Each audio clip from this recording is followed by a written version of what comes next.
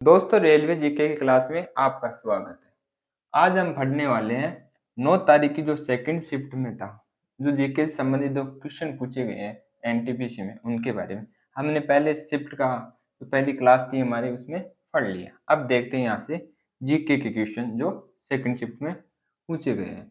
तो कल्हण की जो राज तिरंगनी थी, कल्हण की दोस्तों जो कल्हण की राज तिरंगनी थी वो कश्मीर के राजाओं के बारे में थी। या राज तिरंगनी किसने लिखी, जिसके लेखक कौन थे?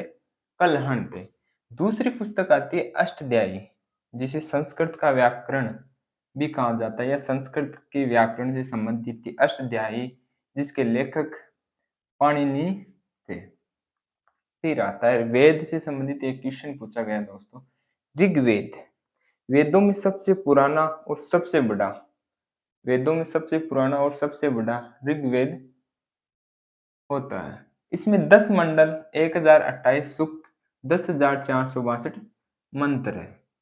अगला क्वेश्चन, 5 मार्च 1931 को गांधी जी और इरविन के बीच समझौता होता है, जिसमें जो बंदी जो कैदी थे उनकी रिहाई पर गांधी जी अड़ जाते हैं। तो गांधी जी और इरविन के बीच 5 मार्च 1931 को गांधी इरविन समझौता होता है, जिसमें जो बंदी थे उनको रिहा करना था।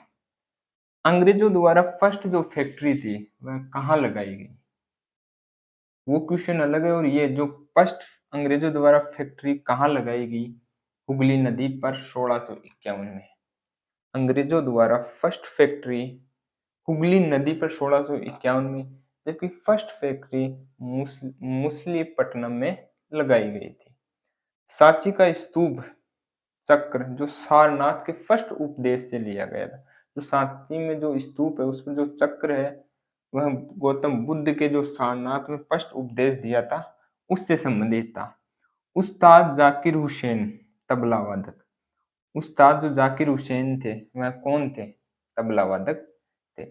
नेशनल ऑर्केस्ट्रा के संस्थापक कौन थे? नेशनल ऑर्केस्ट्रा के संस्थापक कौन थे? तो रविशंकर। हेमिस गोम्पा उत्सव, जो हेमिस उत्सव है वह लद्दाख में मनाया जाता है, तो वो किसकी जयंती पर? तो हेमिस गोम्पा उत्सव पद्म संभव जयंती के तौर पर मनाया जाता है। सिद्धि धमाल नृत्य गुजरात से संबंधित है।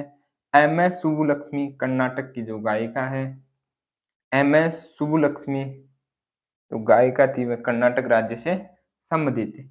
राप्ती नदी नेपाल से निकलती है, जबकि ताप्ती नदी शायद एमपी से निकलती है दोस्तों। तो ये याद रखना, राप्ती नदी नेपाल से निकलती है।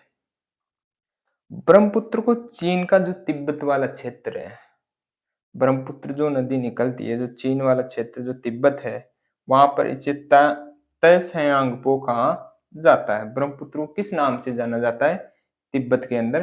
तो तैसयांगपो। क्या है? तैसयांगपो कहा जाता है, या शांगपो भी बोला जाता है। स्केंडिनेविया यूरोप का एक सांस्कृतिक क्षेत्र है। स्केंडिनेविया यूरोप का एक सांस्कृतिक क्षेत्र है। काली मिट्टी दक्कन ट्रेप में होती है। काली मिट्टी कहाँ पाई जाती है? जो दक्कन वाला पठार है उसमें काली मिट्टी पाई जाती है। ब्रिटेन, जो हमारा संविधान बन रहा था तब उससे संबंधित कई देशों से अलग अलग तथ्य लिए गए। तो ब्रिटेन से हमने संसदीय प्रणाली ली गई कि संसद किस प्रकार से लगी, लोकसभा राज्यसभा, वो हमने ब्रिटेन से लिया। अब आर्टिकल 352 जो राष्ट्रपति आपातकाल से संबंधित है। आर्टिकल 352, 356 और 360 ये तीनों ही आपातकाल से संबंधित है। तो 352 राष्ट्रपति आपातकाल लगा सकता है, 356 जब आंतरिक विद्रोह है तब, और 360 आर्टिकल 360 वित्तीय आपात भी बोला जाता है। आर्टिकल 182 में क्या कहा है कि राज्य विधानसभा में अध्यक्ष प्लस उपाध्यक्ष की नियुक्ति होगी। अध्यक्ष या उपाध्यक्ष राज्य, आर्टिकल 182 आर्टिकल 182 जो राज्य की जो विधानसभाएं थी उनसे संबंधित है, जिसमें अध्यक्ष और उपाध्यक्ष आता है। अब जो साइंस से जो क्वेश्चन पूछे गए, 4 क्वेश्चन पूछे गए। मैग्नीशियम कौन से ब्लॉक में आता है? कि S block, P block, D block और एफ ब्लॉक, 4 ब्लॉक होते हैं। तो मैग्नीशियम एस ब्लॉक में आता है, यानी जो पहले दो समूह थे उनमें एस ब्लॉक कहा जाता है। 7 आवर्त और 18 समूह है, तो जो शुरू वाले 2 समूह होते हैं वह एस ब्लॉक में आते हैं। फाइकस पौधे की जड़ों में राइजोबियम जीवाणु पाया जाता है। जो फाइकस या सरसों या चनों की जड़ों में ये क्या करता है, N2 के स्थिरीकरण में काम में आता है। जो राइबोजियम या राइजोपस जो जीवाणु होता है वह नाइट्रोजन के स्थिरीकरण में काम आता है। हेपेटाइटिस ए, लीवर सूजन। हेपेटाइटिस ए, यदि हेपेटाइटिस हो जाता है उसमें क्या लीवर पर सूजन आना ही हेपेटाइटिस ए कहलाता है। आंवला आंवला स्ट्रॉबेरी और हरी मिर्च में विटामिन सी पाया जाता है। तो दोस्तों 4 क्वेश्चन पूछे गए साइंस से कि विटामिन सी कौन कौन से या स्रोत से प्राप्त होता है, तो आंवला से, स्ट्रॉबेरी से और हरी मिर्च से। यूएसबी की फुल फॉर्म पूछ लेता है कि यूएसबी होता क्या है या ये किस काम में आता है। कंप्यूटर से क्वेश्चन पूछे गए 2, यूएसबी और एफटीपी। तो यूनिवर्सल सीरियल बस जो कंप्यूटर से जोड़ने की व्यवस्था है, किसी भी इलेक्ट्रॉनिक चीज को कंप्यूटर से जोड़ने की व्यवस्था ही यूनिवर्सल सीरियल बस कहलाता है। अब आता है एफटीपी की फुल फॉर्म भी कई बार पूछ लेता है। तो FTP computer file transfer protocol, जिसमें एक कंप्यूटर से दूसरे कंप्यूटर में फाइलों का स्थानांतरण किया जाता है, जिसे एफटीपी फाइल ट्रांसफर प्रोटोकॉल भी कहा जाता है। या इसकी एफटीपी की full form file transfer protocol, फाइलों का स्थानांतरण एक कंप्यूटर से दूसरे कंप्यूटर। अब बात करते हैं गोवा की। गोवा गोवा को कब आजादी मिली? 1965 में। तो इंडिया से सबके बाद में जो गए, कौन गए? ब्रिटेन, पुर्तगाली या डच? तो आंसर आता है पुर्तगाली सबसे लास्ट में गए थे। 1965 में गोवा को पुर्तगालियों से आजादी दिलाई जाती है। 30 मई 1987 को शायद 56वां संविधान संशोधन होता है, उसमें गोवा को एक 25वां राज्य बना दिया जाता है।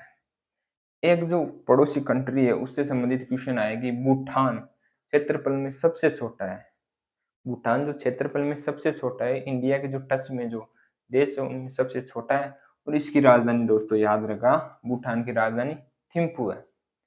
रोहतांग सुरंग जो हाल ही में चर्चा में रही, यह 2-3 साल से चर्चा में रही रोहतांग सुरंग, या जिसे अटल सुरंग भी कहा जाता है, एशिया की सबसे लंबी सुरंग है, जिसकी लंबाई 9.02 किलोमीटर 9 किलोमीटर और 200 मीटर के आसपास है। 200 नहीं, सॉरी, 20 मीटर के आसपास है, जो हिमाचल प्रदेश में पड़ती है। यह लेह को मनाली से जोड़ती है। रोहतांग सुरंग लेह को मनाली से जोड़ती है, जो हिमाचल प्रदेश में इसका निर्माण कार्य अभी चल रहा है। तो ये 2020 से 2025 तक इसका, मतलब 2020 में स्टार्ट हुआ और 2025 तक इसका निर्माण कार्य शायद पूरा हो सकता है। अब इकोनॉमिक्स से संबंधित अच्छे खासे क्वेश्चन पूछिए 5-6। तो पहला क्वेश्चन, एमआरटीपी एक्ट क्या है?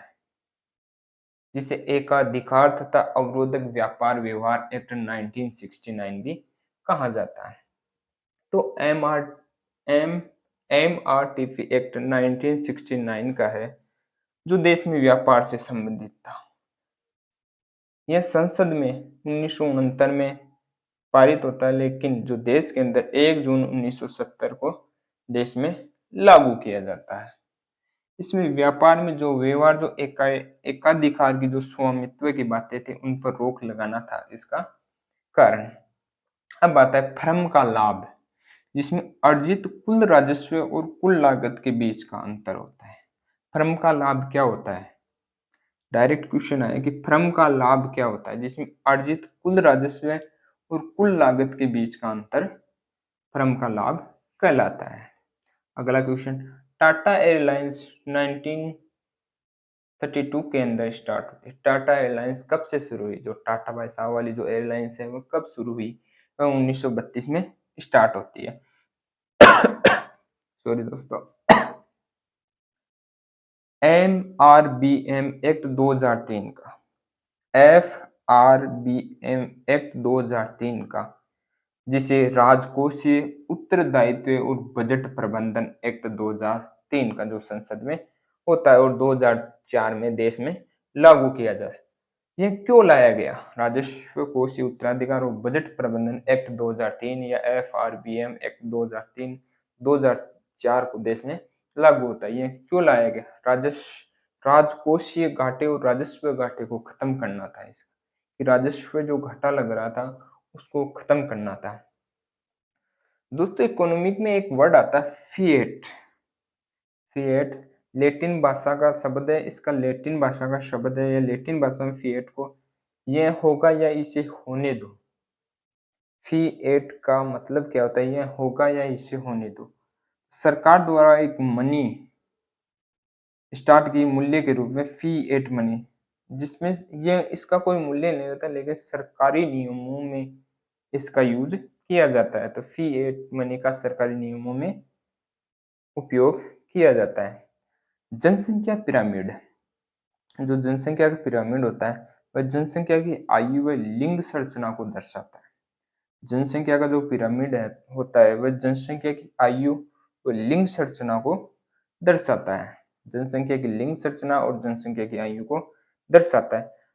जो पिरामिड्स होता है वह बच्चों की संख्या व जन्म दर को नीचे वाला आकार, जैसे ये पिरामिड था, ऐसे पिरामिड होता है।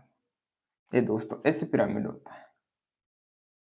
जो नीचे वाला आकार था वह तो बच्चों और उनके जन्म दर को दर्शाता है, बच्चों एंड जन्म दर को दर्शाता है। और ऊपर वाला जो वर्ध जनसंख्या थी, बच्चों की संख्या और जन्म दर को नीचे वाला, जो 15 साल से नीचे थे वो नीचे वाला, और जो ऊपर वाला जो वर्ध या 65 साल या मृतकों की संख्या को ऊपर वाला आकार दर्शाता था जनसंख्या पिरामिड में। एक क्वेश्चन और पूछा गया जिसे फ्लोटिंग इकोनॉमिक्स से फ्लोटिंग विनिमय दर से संबंधित था, या एक अस्थायी विनिमय दर वह दर होती है, या अस्थायी विनिमय दर क्या होती है? वह अस्थायी विनिमय दर वह है जिसमें मुद्रा की कीमत अन्य मुद्राओं के संयोग से मांग और आपूर्ति द्वारा तय की जाती है। एक अस्थायी विनिमय दर वह है जिसमें मुद्रा की कीमत अन्य मुद्राओं के सहयोग से मांग और आपूर्ति द्वारा तय की जाती है। ये निश्चित विनिमय दर से अलग होती है और सरकार द्वारा इसे जारी किया जाता है। तो दोस्तों, हमारा वीडियो आपको अच्छा लगा तो कमेंट सेक्शन में बताना और वीडियो को शेयर, सब्सक्राइब और लाइक करना ना भूलें। धन्यवाद दोस्तों।